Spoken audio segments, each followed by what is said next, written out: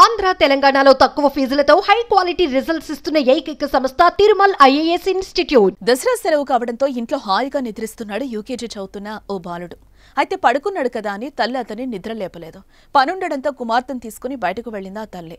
అలా తల్లి బయటకు వెళ్లిన కొద్దిసేపటికి ఆ ఇంట్లో అగ్ని ప్రమాదం సంభవించింది. ఉన్నట్టుండి ఒక్కసారిగా మంటలు ఇంటిని చుట్టుముట్టాయి. భారీ మంటలు వేడితో నిద్రలేసిన బాలుడు బయటకొచ్చేందుకు ప్రయత్నించినా అప్పటికే దట్టంగా అలుముకున్న పొగలతో ఉక్కిరిబిక్కిరయ్యాడు ఆ బాలుడు. కరీంనగర్ జిల్లా మానకొండూరు మండలం ఈదలగట్టపల్లెలో ఈ ఘటన చోటు చేసుకుంది.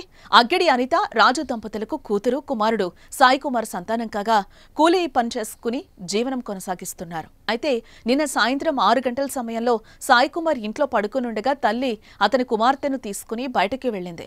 ఇంటికి విద్యుత్ సరఫరా అయ్యే తీగ వదులుగా ఉండడంతో గాలికి నిప్పురవలు చెలరేగాయి. అవి ఇంటి ముందు ఉన్న పరదాలపై పడ్డంతో మంటలు అంటుకున్నాయి.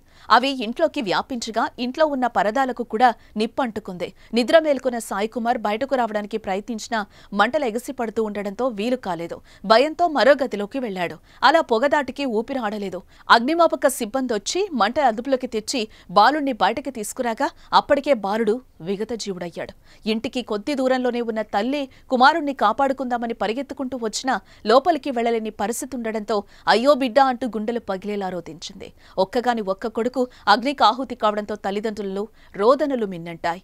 వారి రోదన్ను గ్రామంలో ప్రతి ఒక్కరిని కన్నీటి పర్యంతం చేశాయి.